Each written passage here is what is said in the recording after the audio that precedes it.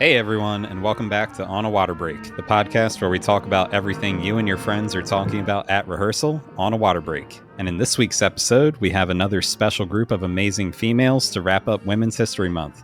And this week, it's all family.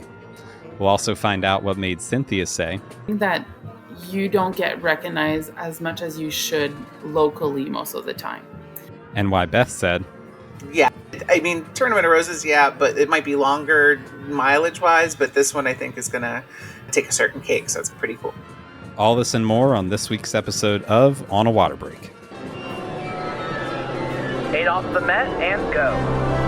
Welcome to On a Water Break, the podcast where we talk everything marching arts. Everyone, bring it in. It's time for a water break. Hey everyone, it's Steven, and we have a great episode this week. And I don't want anyone out there to get jealous, but I get to hang out with some amazing women who are from all over the marching arts activity and just talk about band. And before we see who's on the sideline this week, go subscribe on your favorite listening app, write us a review, share it with a friend. If you've got a good question or a good topic to talk about, shoot us an email at onawaterbreakpodcast@gmail.com, or you can find us on social media and DM us if you want to be on the show. We've got a form now you could fill out if you want to be a guest, so check it out at the link in our bio. So, who is on the sidelines this week? We've got Trish. Been a minute. Yes, it has. Heard you felt a little... I'm doing great. But I heard you felt a little called out by Jeremy in one of his social media posts this week. Dude, it's like the stereotype fits. It's like coming in with the Starbucks and the scarf, although I don't really do the scarf thing that much anymore. It's kind of out, Jeremy. But coming in with the Starbucks and the commands from the state, I definitely felt attacked. Well, it's funny. I always am walking in late with Starbucks, so I felt a little attacked myself, I guess. But Cynthia, we've also got you on the sidelines this week, and I have not spoken to you in a very long time. Yes, it's been too long. I was looking yesterday, and I think it's like end of August. Wow. I know.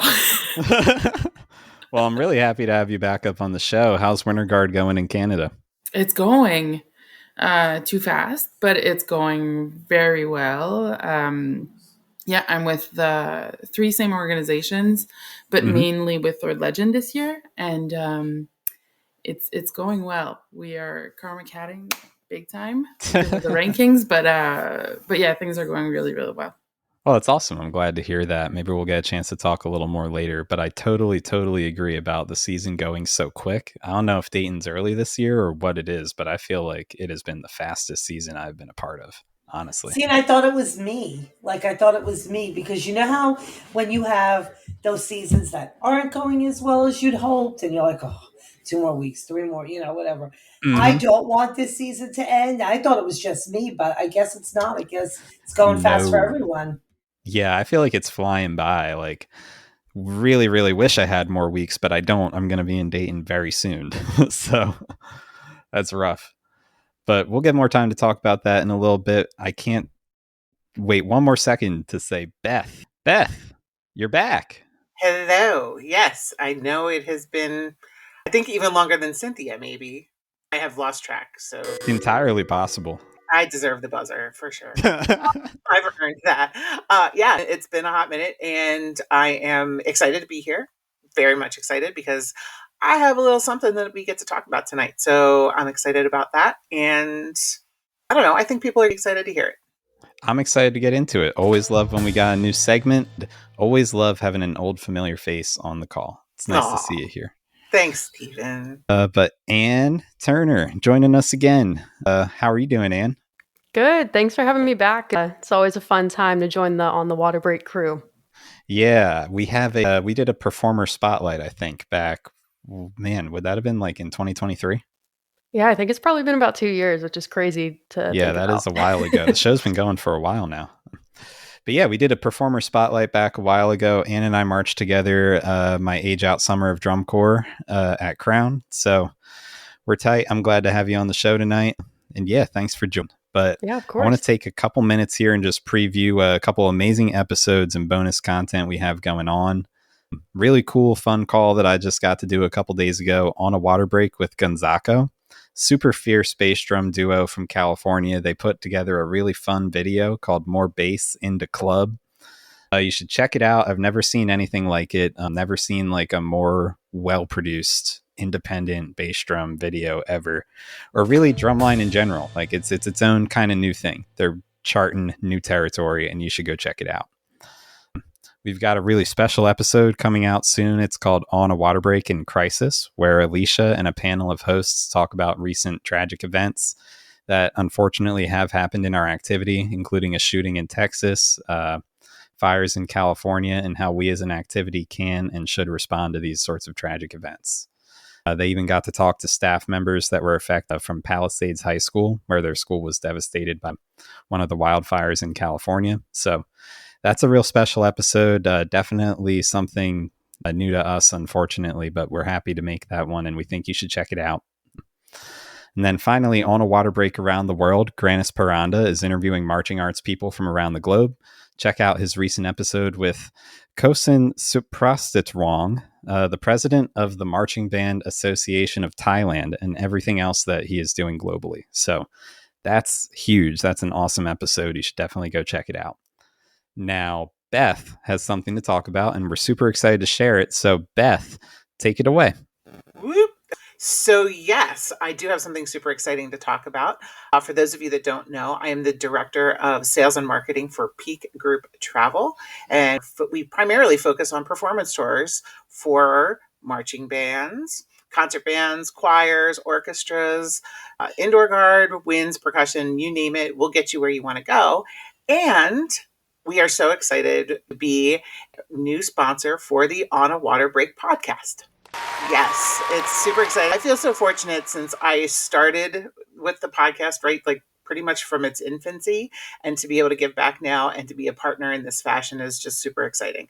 So we are going to be doing weekly tips about how to get your group on the road and things to do when you're on the road, how to handle certain maybe weird things that happen. Because I think at this point, after doing this job for almost 10 years, I can tell you about very strange and unique situations that kids find themselves in when they're on tour with a variety of ensembles. So what I'd love to do now, though, is introduce our first commercial. So here we go. Ready to elevate your travel game? Welcome to Peak Group Travel, the ultimate adventure creators. Whether you're planning an unforgettable class trip, a once-in-a-lifetime parade experience for your marching band, or a choir tour full of memorable performance venues, Peak Group Travel handles it all, so you can focus on making memories. From breathtaking international destinations to amazing adventures right here at home, Peak Group Travel customizes every journey to your vision. We're not just planners, we're your partners for the trip you want for your students. Our online registration portal makes managing your pre-trip experience smooth and convenient. We even collect your payments if you'd like. Picture it, effortless planning, unmatched experiences, and smiles that last long after the journey ends. That's the Peak Group Travel difference. And if you choose to partner with Peak on your next tour, and you mention that you heard about us on the On a Water Break podcast, you'll earn a $100 trip credit. Discover why groups everywhere trust Peak Group Travel. Follow us on Facebook, Instagram, and LinkedIn, and be sure to visit peakgrouptravel.com today. You pick the date, and we'll make it great. Wow, that is fantastic. I know we all here at On a Water Break are so excited about this partnership, and we think it's going to be incredible. And man, I mean, what a great thing. I mean, I know my Winter Guard, this is their first trip to Dayton this year, and I didn't really handle any of the logistics. The band director and the school kind of did all of that. But I wish we would, I mean, maybe you can help us in the future. I think that would be amazing. So welcome to On a Water Break, and I think this is going to be an incredible partnership.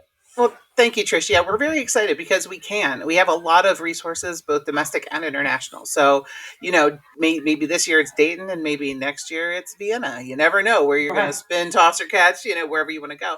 Yeah, we're very excited. We have a lot of great ideas and a lot of great tips, and we're excited to get a broader audience and share more of what we know with everybody because we all know we've been in the front of the band bus, the back of the band bus. We've loaded them. We've done all the stuff. So we know what it's like. And our team and our staff, we're all either current or former band members in some fashion or another. Whether it was high school, college, we have community band people. We are definitely performers at heart in our own office. So we're really excited about this.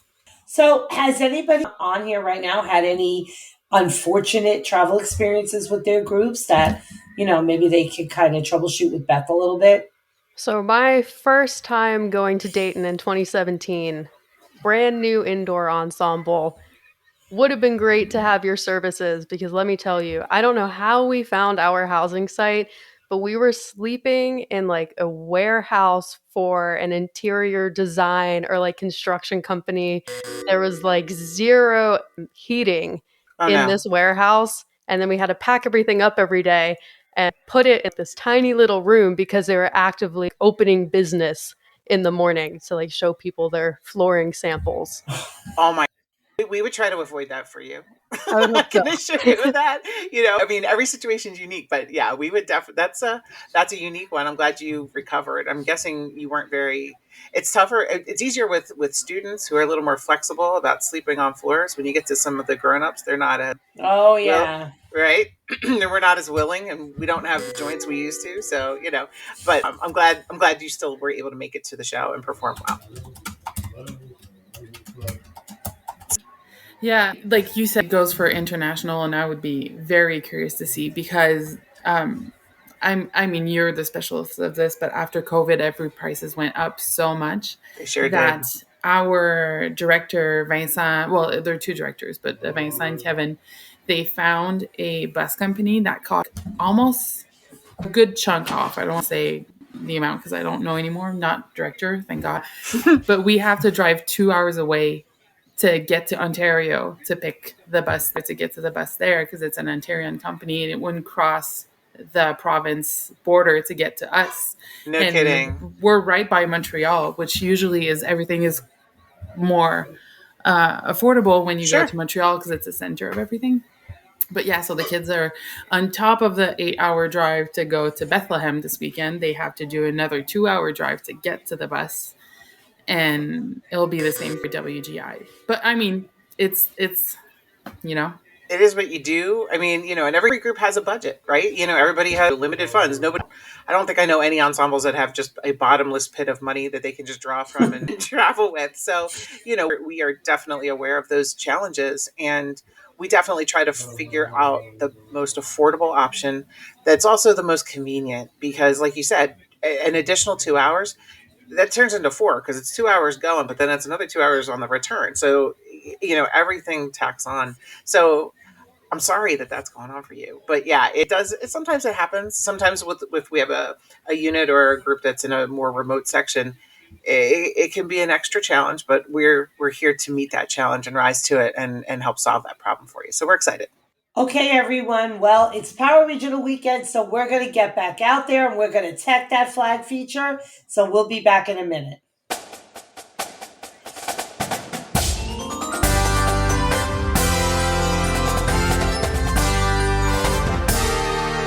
Celebrating its 25th anniversary, Guard Closet was founded as a consignment shop in 2000. Since then, it has grown to become your one-stop shop for the marching arts. Do you need consignment uniforms and flags for your color guard, marching band, or drumline? We have thousands of sets of consignments in stock and ready to ship. Do you need show design and custom choreography? Our designers have years of experience in the marching arts. Do you need to sell your items and clear out your storage areas? We take in more than 600 sets of consignments each year and return hundreds of thousands of dollars to our consigners for their sales. Do you need to have your students order shoes, gloves, and other equipment? We can set up a microsite for easy student ordering of a wide variety of items. Do you need custom costumes or flags? We can help get you great designs from our team through top vendors like Show Day Designs. Have you listened to our podcast On a Water Break? Weekly episodes and bonus content keep you entertained and informed with what's going on in the marching arts. For over 25 years, Guard Closet has been here to help. Check us out at guardcloset.com or follow us on social media.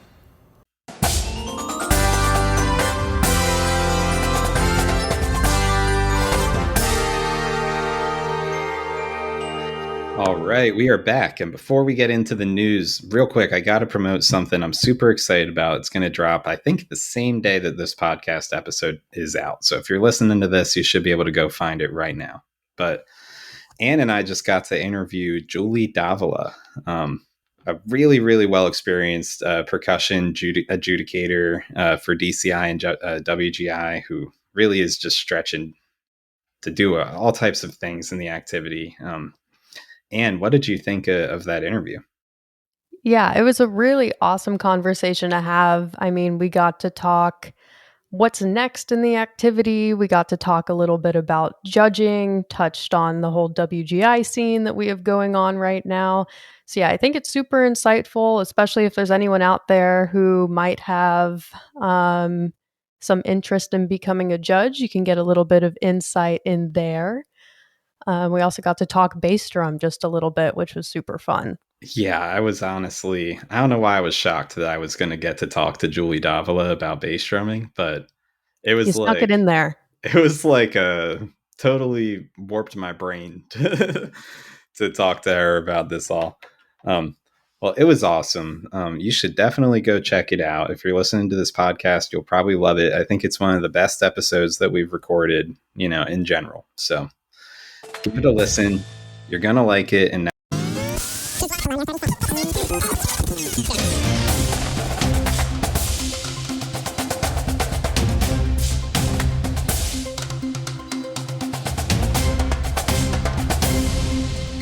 Beth, I think you've got our first news story for tonight, right? I do. Let's kick it off. Wait, I come back, and I'm right off the bat. I'm in. I feel We're like all I'm about Beth. Put to the test right off the bat. Act like you never left. It kind of feels that way, honestly. I'm not going to lie. But anyway, I don't know if anybody is good with math or what next year might be, but 2026 will be, and it's kind of a big deal, especially when you live in the Philadelphia region, because that's kind of where it all started.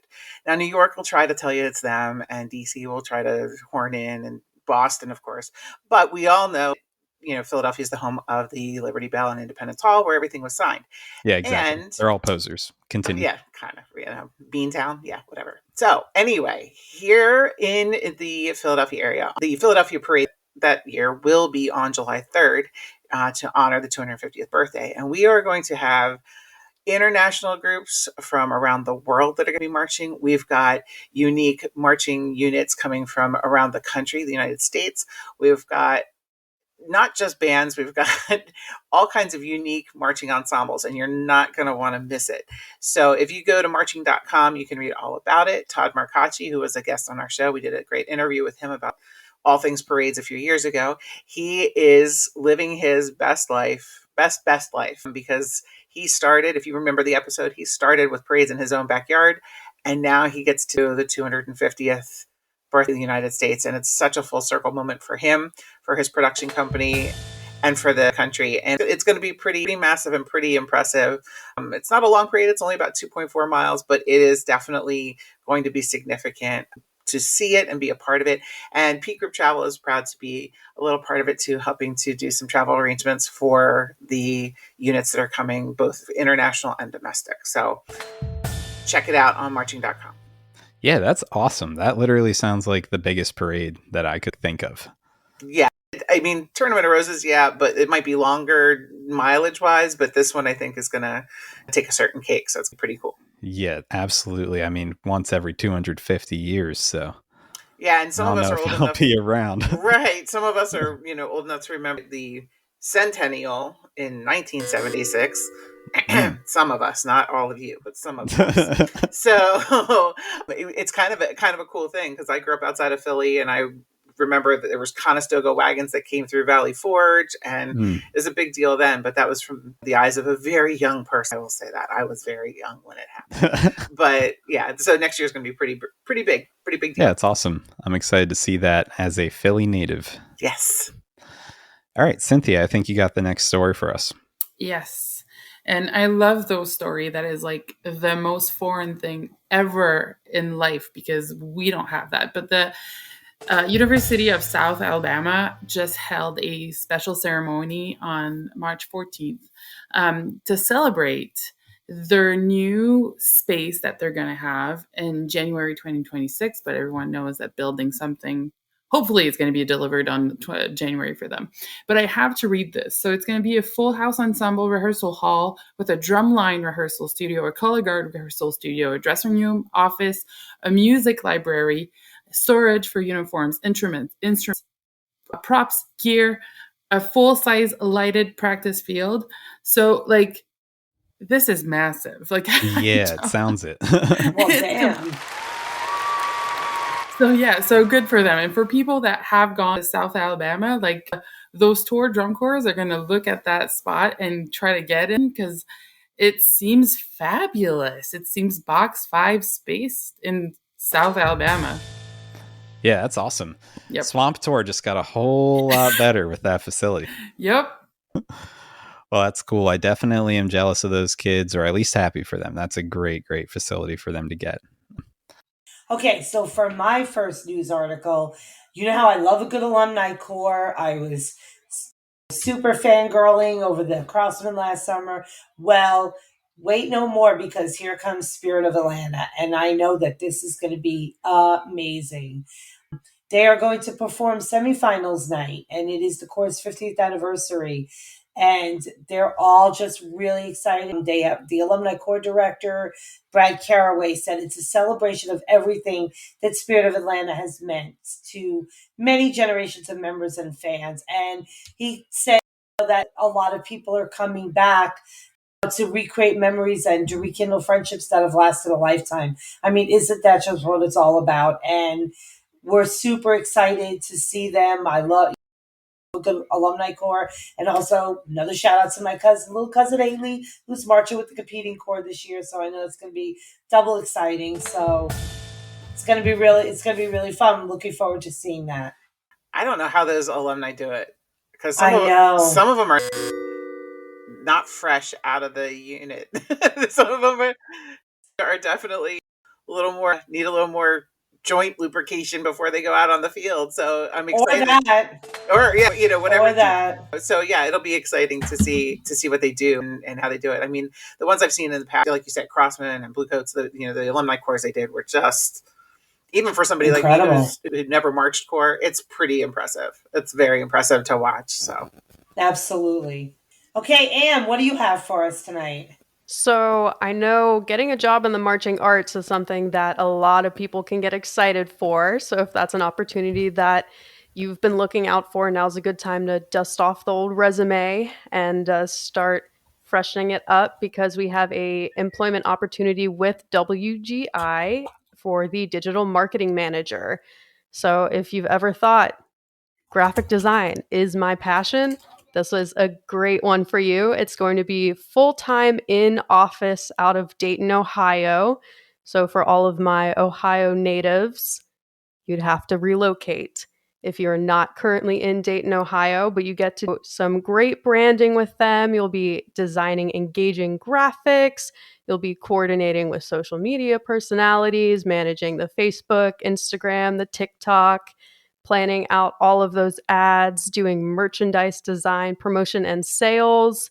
Some qualifications that they're looking for: got to be good at graphic design, have proficiency with the Adobe suite, a good understanding of design and marketing and social media management, and of course, being able to work independently while also having a team environment. I mean, if I got that job, I mean, think about it. I could be a regular at the Spaghetti Warehouse. There you go. Like, I could just have dinner there, and not have it be World Championships. Also, Bippy Bop. If you've ever been to Bippy Bop for Dubai Championships, it's like a Chipotle, but for Asian food, it's pretty fantastic. It's a staple. Okay, putting that on the list. So if you want to eat at all those great establishments out there, people, apply for the job. Recently, we had Jenna Foley on, and she was talking about drum corps, and obviously one of the main topics when people talk about DCI and summer tour is the cost. And there's a lot of people have kind of said that, well, what does the money go toward? Is there a lack of transparency as far as how it actually breaks down?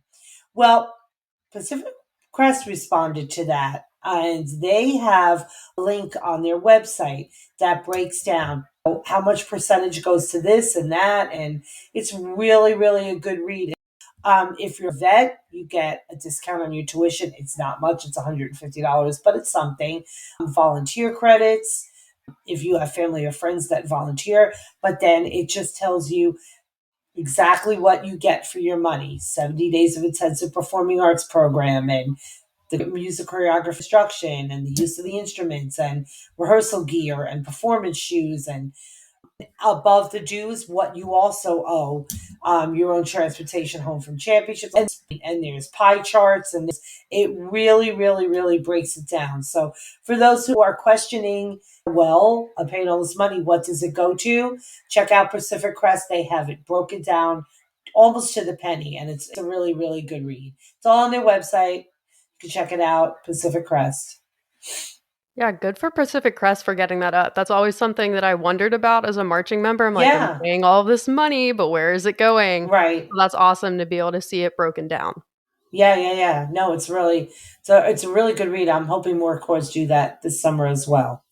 But what can we clean out? We worked on the flag feature already. I don't know. Maybe we need to have the movement person come in and work on the dance feature. So while we're doing that, we'll be back.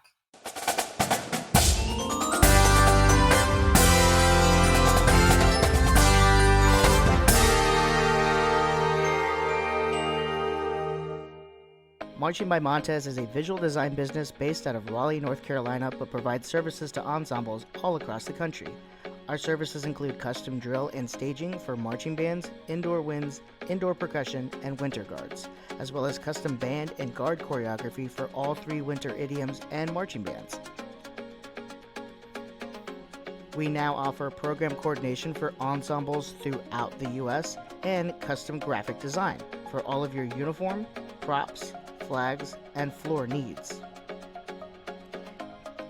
In-person and virtual program consultation options are now available through Marching by Montez, as well as custom sound design for your indoor winds backing tracks, winter guard soundtrack, and show soundscape needs.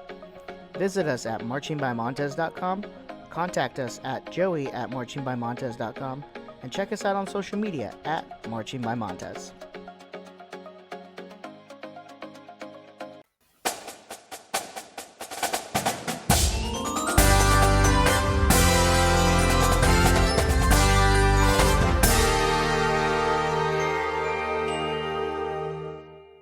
Okay, everyone, we are back, and it is time for our 60-second tech block. This is the segment when one of our hosts or guest clinicians is put on the spot to deliver a nonstop 60-second tech section on a topic that needs some serious attention after that last run. Our special tech this week has come prepared with 3 topics that they think they can talk about for a full 60 seconds straight. No hesitation, no pauses, just pure technical gold. And this week, let's see, I think we'll throw it over to Beth.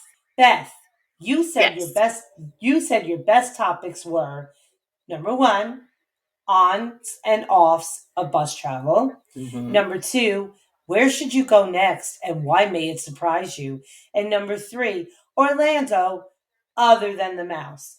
Okay, everyone, what topic do you think Beth should do?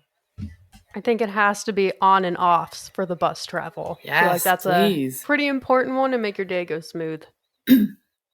Okay, everyone. All right, Beth, are you ready? Yes. On and offs. Your timer. And can you pull up a 60-second timer on your phone for us? Why, yes, I can. And I can see it. All right. 60 seconds on the clock. And go. So, bus travel is obviously critical to most of our performance tours and most of the ones everybody experiences. Oh my God.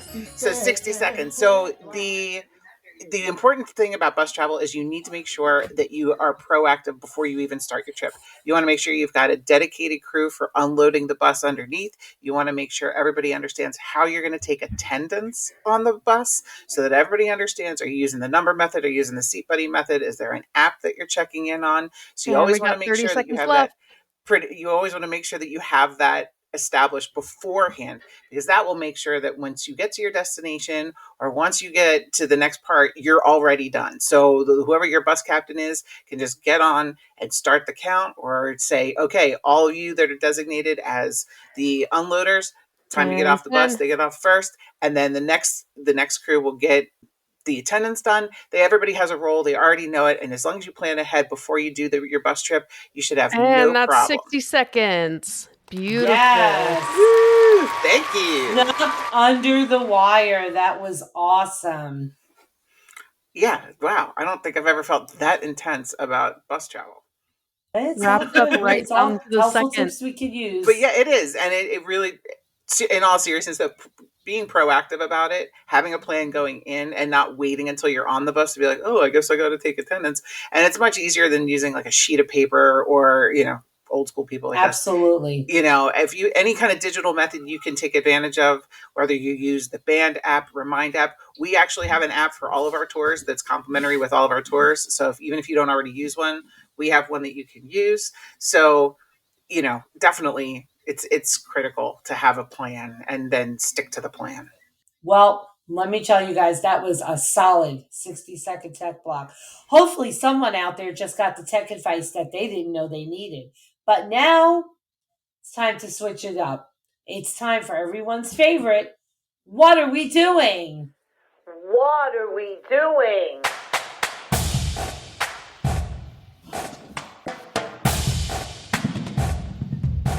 What are we doing? So this is the part of the show where we let loose just a little bit, or maybe a lot.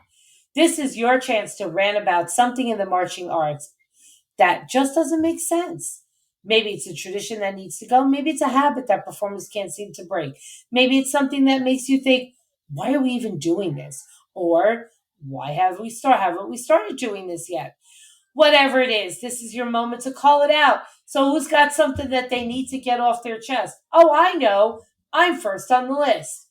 So I just heard recently, because I love a good hot cup of tea, and I've heard from several people that recently at a local show up here in the Northeast, there was a confrontation between a very well-known director and an equipment judge. And what are we doing? I mean, listen, I'm as high strung as they get. And I've been kind of stern at times myself, but where it gets to, people are like yelling at each other across tables, and,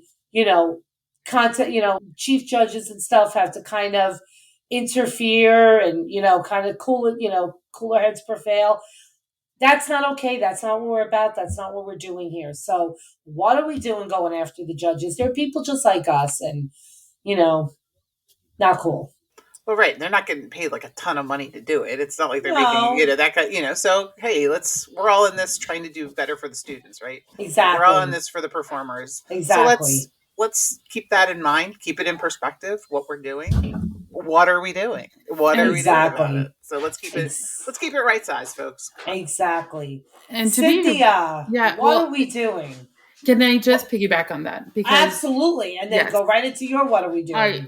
Because I don't want but going in critique is hard. Well, first of all, how can I say this and not, me? I need to find the right words.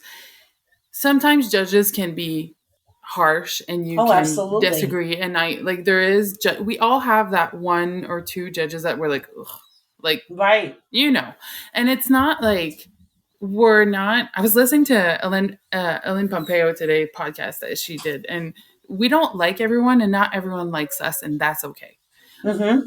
Now, being a good staff outside of your gym is to make sure that you're getting as much credit as you can for your team, and picking a fight with a judge that doesn't see what you want him to see doesn't help in the simple sense that whether we don't want to prejudge as educators, if you yelled at me a rehearsal, whenever, I'm not saying I'm going to judge you harshly, but do you really want to, you need to be smart about, and then some people are going to call that politics. I don't think we should be friends with people just to have points, but I I understand. agree with you 110%. I do, because I've been there too. Like, I have a couple, like you're saying, a couple judges, you're like, oh, okay. But I've heard this story from two different people. So obviously it's a thing. And people are talking about it. If I heard it from two different people are talking about it. People are talking negatively. And you just don't want that. I wouldn't want that reputation.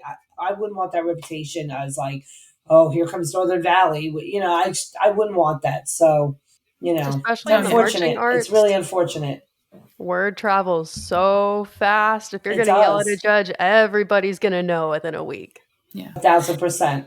And like, I've been at a WGI, I was going to call it provincial. That's a French thing, but a regional, where I walked out of a critique and being like, what just happened? Like, I didn't agree with all this and stuff. And the caption heads, especially at WGI level, like they have little special powers where they see the staff that are kind of unhappy, even though like I'm not a very like loud person.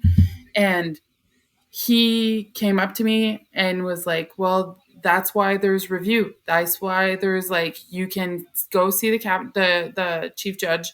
And I don't know now, but then WGI had like a full on survey that you can fill in, being like, this is what happened. This is the tape. This is whatever. And our local circuit has that in New Jersey. Our local circuit has that. And as a judge, like, this is a way to protect them and a way to represent us. And when you go the right path, everyone's going to learn out of this. The judge too, like the educator too. Like me starting my educator career, like I wish I had a survey every show so I can have a feedback of some sort. Obviously not like that, but yeah.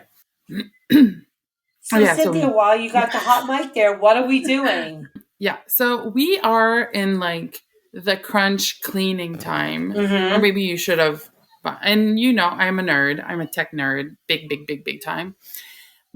And what are we doing being scared of teching one-on-one? And I'm trying to not use the word call out, because I understand that there's like a bad connotation to like calling out someone.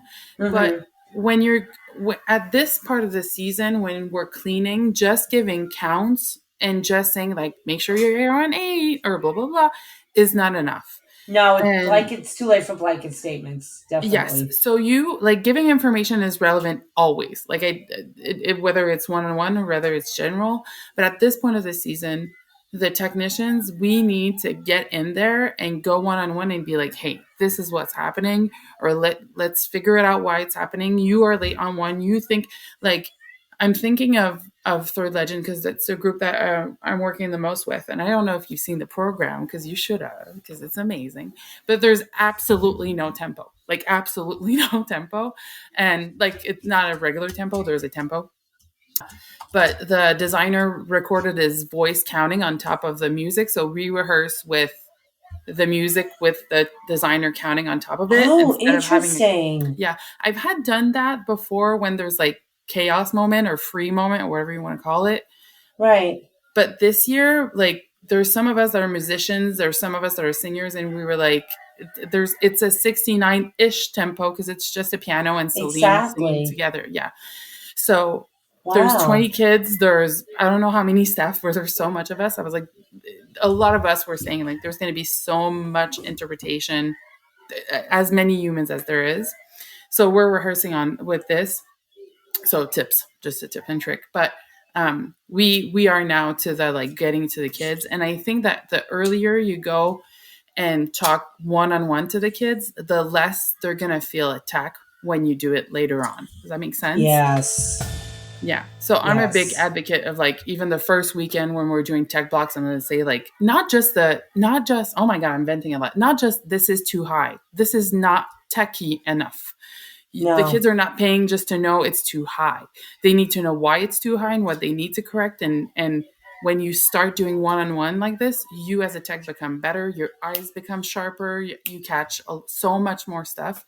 So yeah. So if I can throw something out there, so we have cleaner shows at the championship, start doing one-on-one and force yourself as a tech to get further into the helping why it's happening and not just what's happening. Agreed. I have to think that making it normal from the beginning of the season would normalize it. So then it doesn't, like you said, it doesn't feel quite as intense for the individual, because one calling out, so to speak, or having those one-on-ones can be positive too. It could be, okay, you did that. You did that one, so I think conversely, it can be a huge benefit. I just remember, back in my day, we would listen to the tapes, the next Monday in the band room, and it was clear. It was like, oh, look at the judge would be like, oh, there's a big gap between, the tall clarinet player and the shorter flute player. And like, everybody knew who that was. And, it wasn't really hard to figure out who it was, at the time. And it's a big put on the spot, but I think on some level though, it's almost like, okay, but now I know I might get called out, so I'm going to be a little bit better, even if, because then it's kind of anonymous, because the judge doesn't necessarily know who you are. It's not like your director saying, Beth, you did it wrong. It's more like, hey, there was a problem, and now I'm like, oh, I don't want to be the one on the tape. I'll make sure that gap gets closed next time. And absolutely. It worked. So, I think it's, a little bit of tough love isn't always bad either. Yeah. I think and like the kids, the relationship that I have with the kids now, because I'm not that I'm known, but everyone knows that I'm that type of technician. They know that I have their back. Like, I'm there to support them. I'm there for them. I'm there for them to be the best that they can be. And for me to get better, like, I want to be a better tech. And for that, I have to go one-on-one and diagnosing and going deep into things, going Dr. House into problems that you don't even understand what's going on. And further on, like, when I worked at Cirque du Soleil, I'm dropping names. When I worked at Cirque du Soleil, like, after a show or after a run, there was notes given to everyone, legit notes, and they were called in front of everyone. And at this point of the season, like, I'm doing one-on-one tapes where I look at their shows and I'm doing a one-on-one tape for them to be like, be careful of this, you need to do this, blah, blah, blah. While I did it for Philly's regional, we're going to do it for Bethlehem. So they listen to this, they go to rehearsal with something, like, they know that I'm not just calling out, like, we're not just calling out. And I'm saying this, I'm not the only one in that gym doing it, because it's now just one of the reasons why this gym is so successful right now. Mm-hmm. It's because we're one. We're just That's one. Amazing. Everyone's one. Yeah. It's showing on the floor too. It really is. Do you like it? I love it. It's one of my favorites. I had forgotten that you were going to be in Philadelphia, and I had seen it, on Flow at Salem. And then when you guys were setting up, I was like, oh, I forgot their legend was here. Yes. So I did get to see it in person. I was really excited. It was great. Yeah. And yeah, I mean, you talking about it, I have goosebumps. We're all deeply, deeply in love with the program, the kids, the experience we're having. It's very a special and magic experience. And if you have the chance to see the program, like, I'm going to always root, like, it's our job to toot our own horns. Yeah.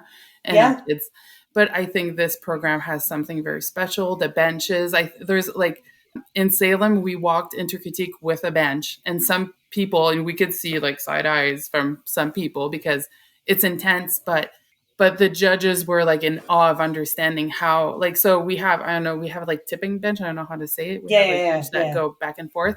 And a lot of people think it's just like, oh, it's a bench. Like it's kind of okay. But no, there's legit like about 7 inches where you can stay still, like where the bench stays still. Anywhere else that you step outside of that, you need to have control. So it's not just tilting the bench that is hard. It's just sitting on it and it not moving. They do like a quad where they step over the bench and you're like, oh, we've seen this. Like, yeah, I understand. Like, people have seen people doing a toss, stepping over like whatever chair and going down. But no, like the bench moves and it doesn't move. So like it's all of this is just, it's just magical. Anyway, enough about this. So Beth, what are we doing other than Cynthia bringing a bench to critique? Yeah, right. So, I mean, clearly I'm not teching, I'm not teaching, I'm not spinning, I'm not merching, I'm not doing anything. So what am I doing, or what are we doing? I'm going to just have to flip it to travel just because, and I think you'll all relate anyway, because what are we doing with these airline prices? Right? See, I didn't even that's all I needed to say. And you all reacted the same way. These airline prices are absolutely redunculous. And I don't know what we're doing. What are we doing with this? We all know corporate profits for them are not hurting. So Wow. why, what's going on? So it's really frustrating when I've got a group that wants to just do a trip, normally a trip from like the Northeast to Orlando, used to be like $200 a person. We're seeing prices at like 500 a person. Right.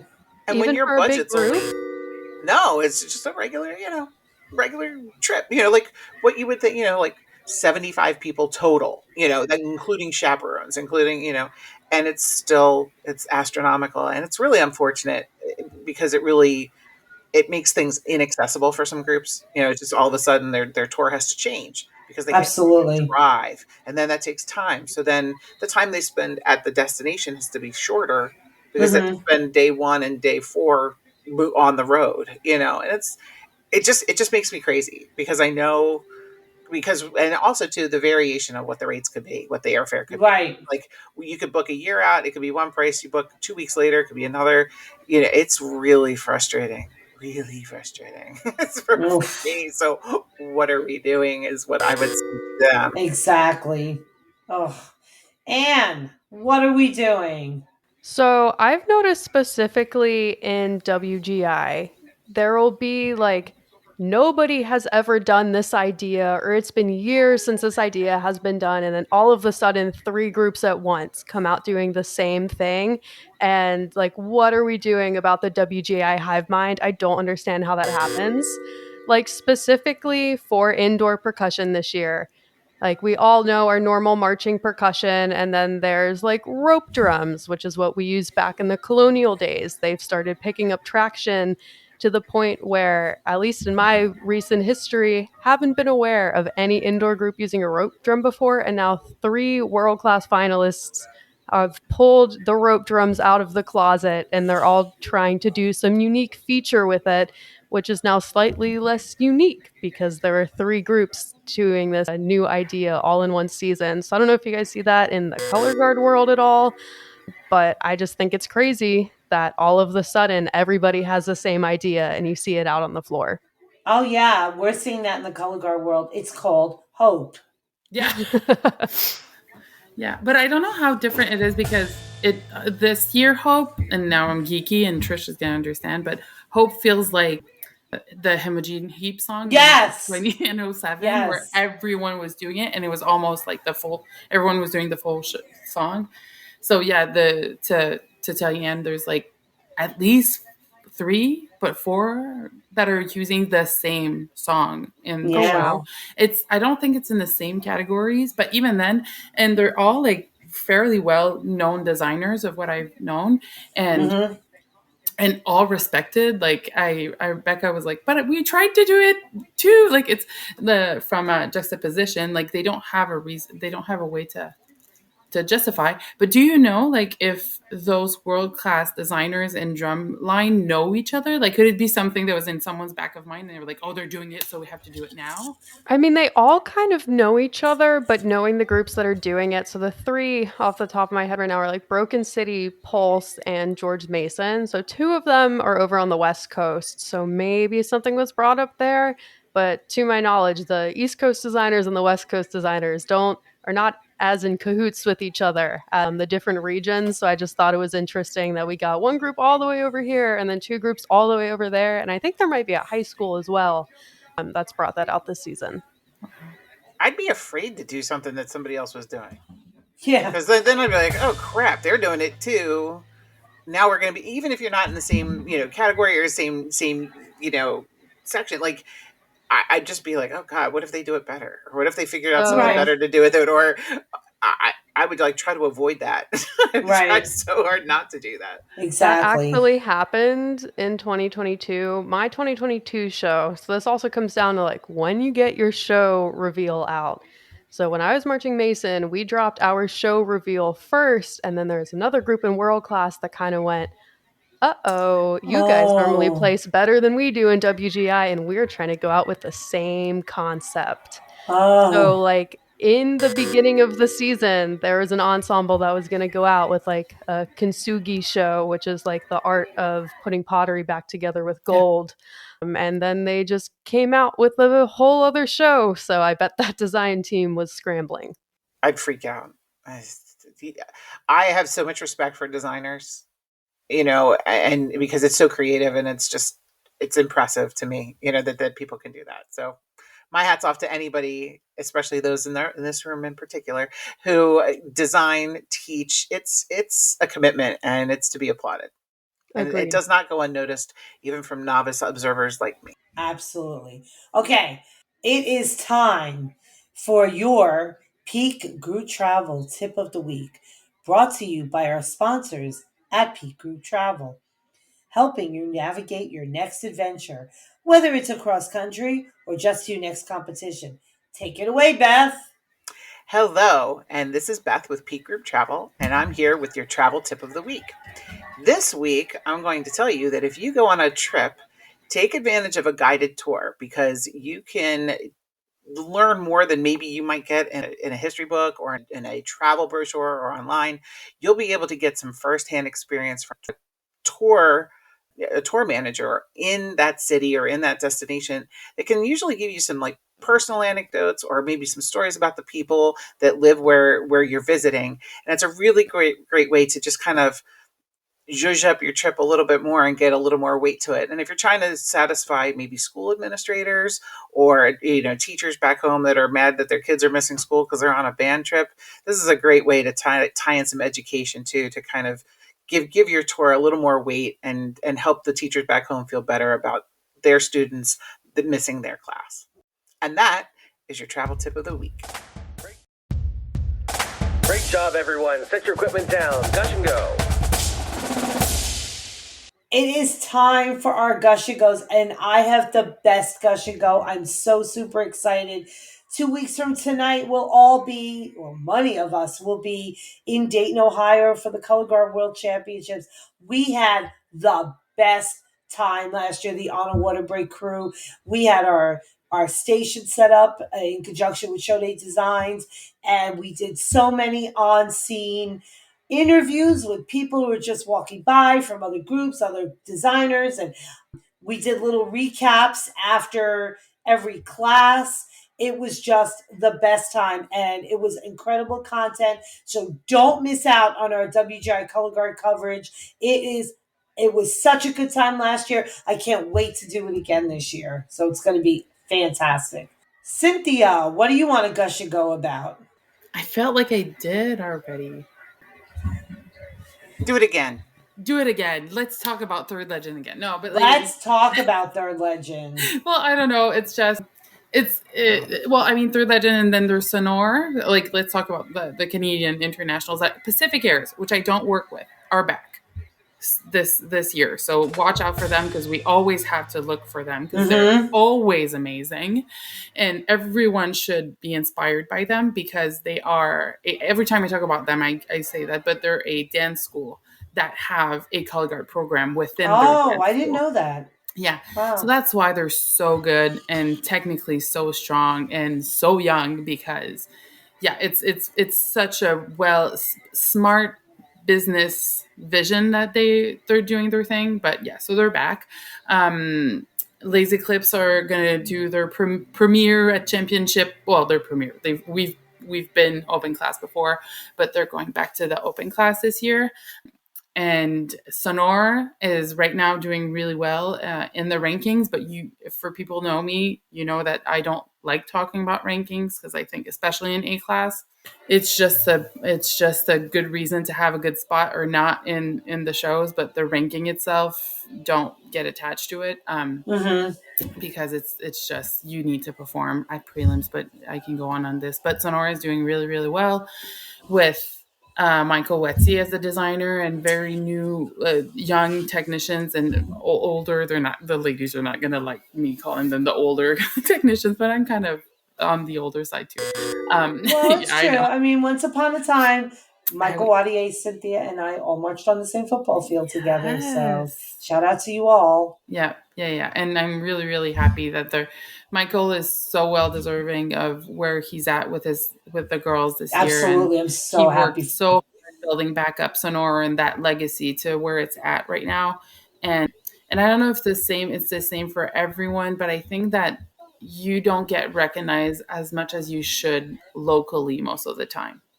Like, I don't know if it's a thing. Okay, so you're giggling, but I remember hearing a very well-known designer that has a group with mountains on it. But Rick Subel in one of our podcasts said that he had to move outside of his local circuit to become who he is. Wow. Because locally we have a tendency to, over criticize ourselves.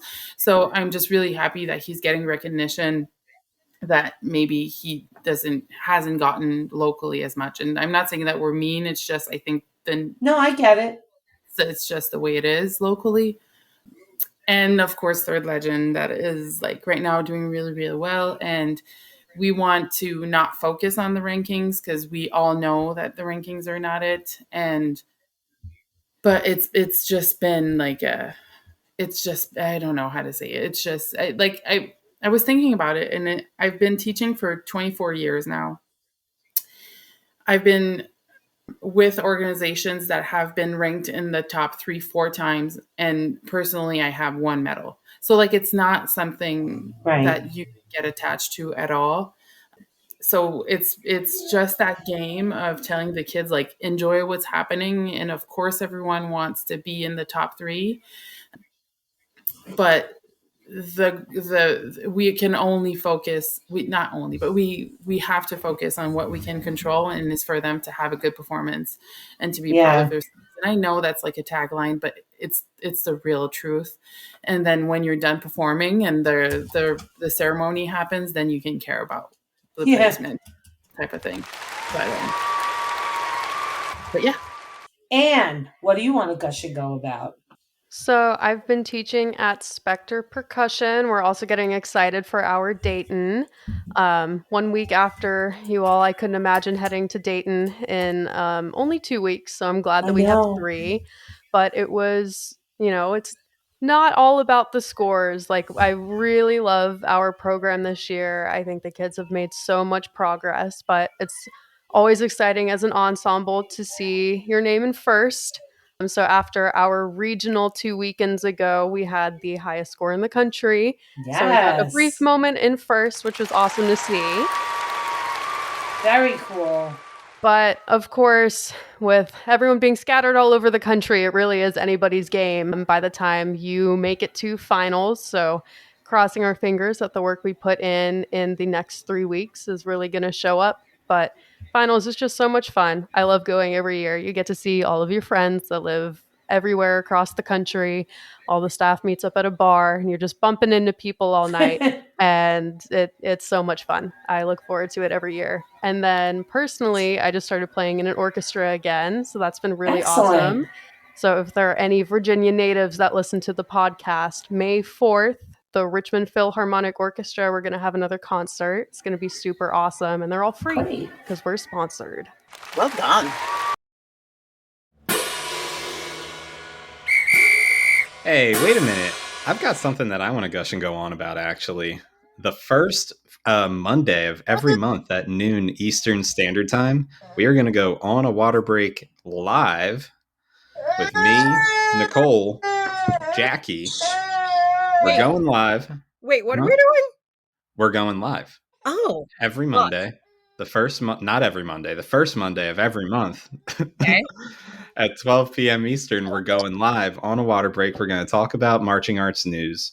Going to talk about what's new with the podcast. Yeah. We're going to talk about all this types of new stuff that's coming out. And you're going to be there, Nicole. I am going to be there. Now I'm going to be there, and I'm so excited because I've missed you guys so much. I know. We haven't had calls together in so long. It's going to be great. Right? So now we have a standing date every month on a Monday. Every Monday. Going up on Monday. Every month. Only one. The first Monday. I can't even get it straight. But I But think we're it'll be going. fun. Like It's we're going to gonna be a be, blast. letting people know what's going on with the On the Water Break, and catching up with each other as well. And it's live. So And you, it's the live.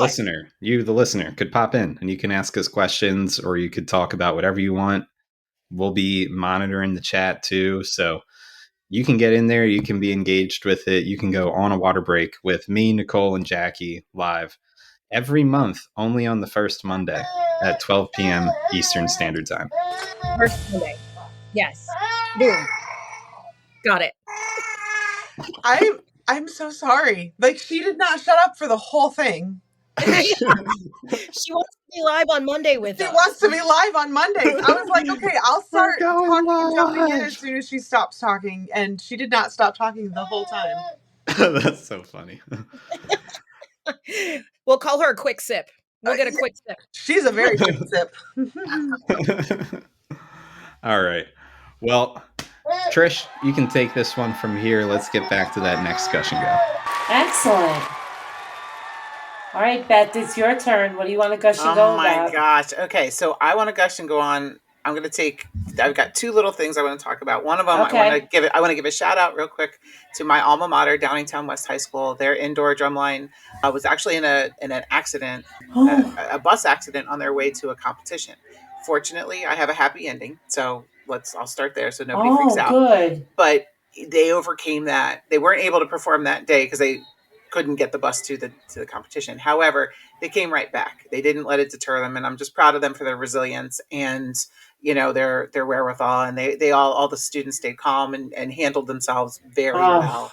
It could have been a much worse situation, but fortunately, everybody came out with non-life-threatening situations, which was great. So I want to give them a shout out, and I also want to give a shout out. I was kind of like Anne. I want to say that I'm on the board of trustees for a foundation that actually provides scholarships to students who want to travel. And that could be going to Dayton. It could mean going to their band trip. It could be anywhere they want to travel. And we are in the process of reviewing some applications now. And it's an incredibly rewarding experience for me, for the Student Youth Travel Association Youth Foundation. And I'm really proud of that work and proud to be part of giving back to this community that has given me so much, both professionally and personally. So that's what I'm going to gush and go on about. I love it. That's incredible. Okay, I'm going to turn it over for a quick second to our producer, Jeremy.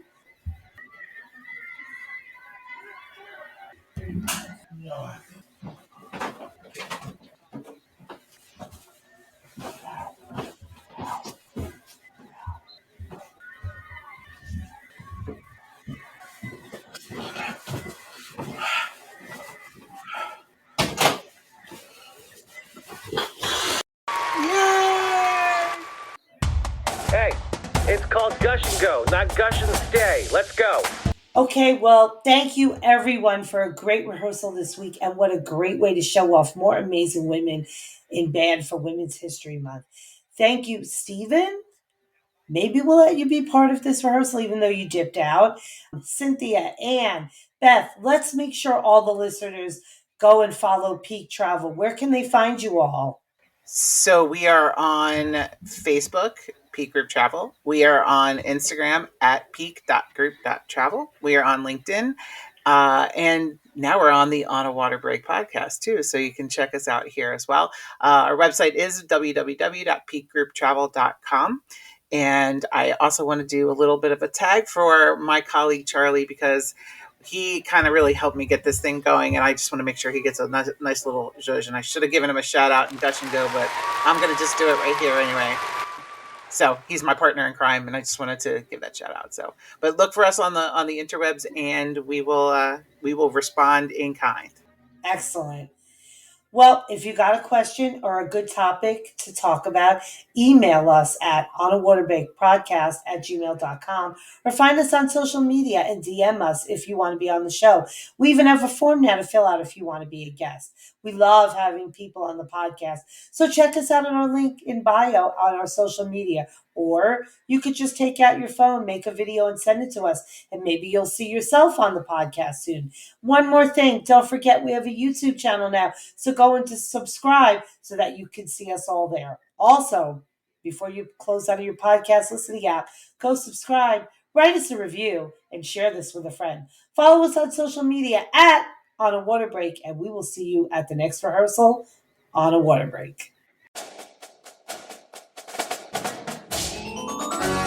The On a Water Break podcast was produced by Jeremy Williams and Christine Ream. The intro and outro music was produced by Josh Lyda. To learn more, visit lydamusic.com. And until next time, thanks for tuning in.